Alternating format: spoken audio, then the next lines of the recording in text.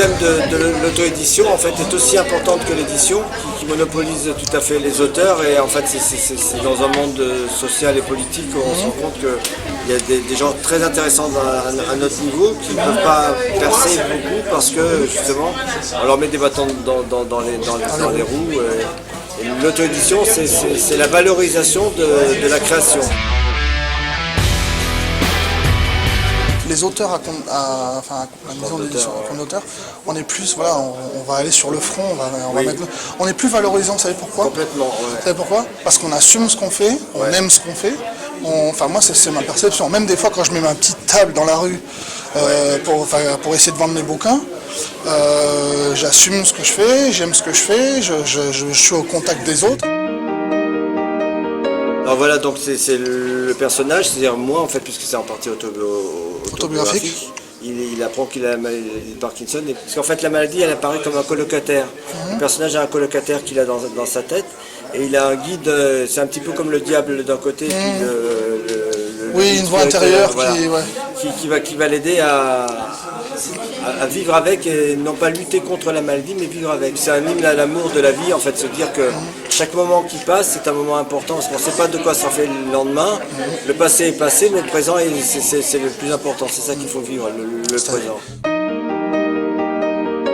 On m'a demandé pourquoi j'ai appelé Ni merci ni au revoir.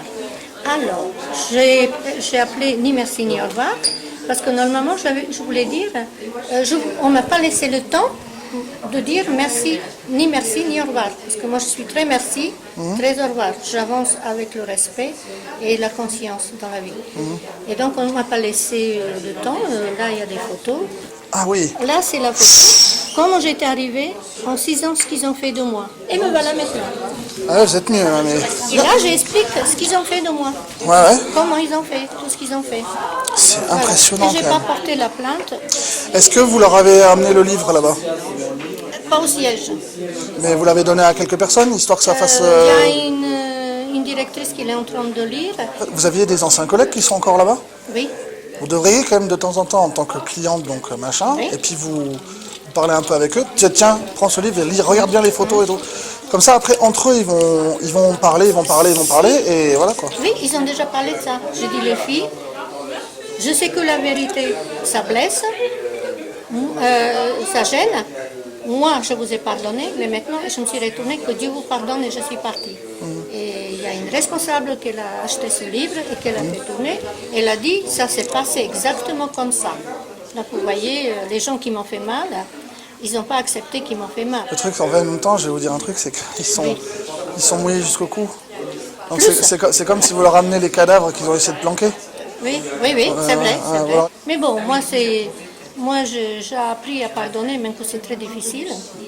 Je suis contente de voir un mari très gentil qui m'a, je parle de lui et tout ça. Oui, qui vous a soutenu. Voilà, parce que j'ai eu tension 27. Grâce à Dieu, je suis vivante. Ulcère à la jambe et dépression. Et de tout ça, me voilà maintenant, je me suis en sortie. Vous avez pensé après pour un prochain ou pas? Ah. Mais avec la compagnie littéraire. Bah, toujours, toujours, hein, n'est-ce pas? Compagnie littéraire, toujours. Toujours. Ça, on est...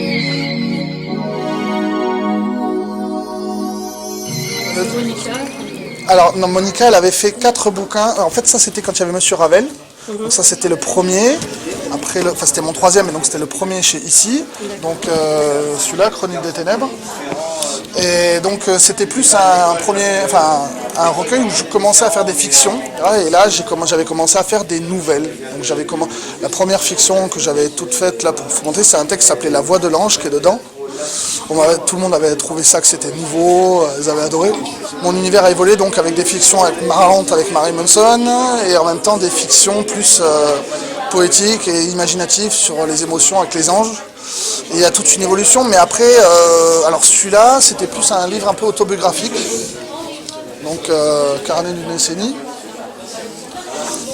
Et en fait, donc celui-là, il y avait quelques trucs nouveaux avec des fictifs, Marie Manson, les archanges, tout ça. Et des textes autobio, mais j'avais fait le premier livre qui n'existait plus, parce que la maison d'édition avait fait faillite. En fait, j'avais remis donc certains textes autobio dans cet ouvrage. Celui-là, c'est un peu le chute, non? Alors celui-là, il y a eu Archimandrite Ténébreux qui était donc des trucs fictifs où il y avait justement donc la marque un peu plus de ma signature de chronique. Et puis voilà. Et après donc avec Monica, j'ai fait donc un livre en anglais qui s'appelle Faith. Après j'ai fait Résurrection déclinée pour lequel d'ailleurs j'étais venu à la précédente soirée littéraire ici. Et après j'en ai fait un qui s'appelle Le Hollandais volant qui était donc le précédent avant celui-là et celui-là. Et là je vais essayer d'en sortir à nouveau en anglais.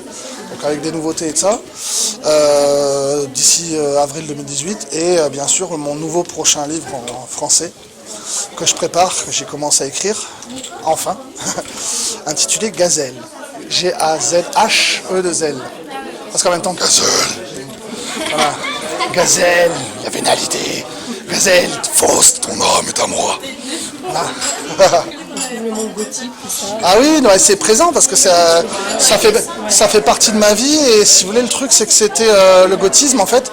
J'ai essayé pendant 20 ans comme un abruti de vouloir suivre la norme, alors que j'avais pas envie, mais bon bref, pour pas être tapé un peu plus, ça n'a pas empêché qu'il m'envoie à l'asile à 16 ans, et bon après le chaos n'a cessé que de croître.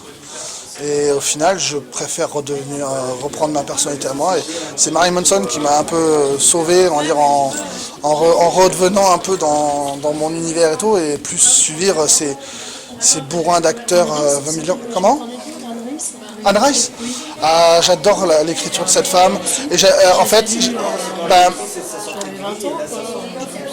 mais elle est forte parce qu'elle arrive à décrire le temps magnifiquement. Elle met une émotion forte dans ses personnages, et puis la façon dont elle parle, en fait mon écriture sur les archanges et tout ça est plus influencée dans la verve d'Anne Rice. Elle arrive en 2 minutes. Oh, bah ouais. Je risque pas de la laisser partir tellement elle est jolie, hein. Ah non là elle est trop belle, hein. Merci beaucoup, ça me gêne. Bah oui, j'ai beau être un coureur, je suis respectueux quand même des filles.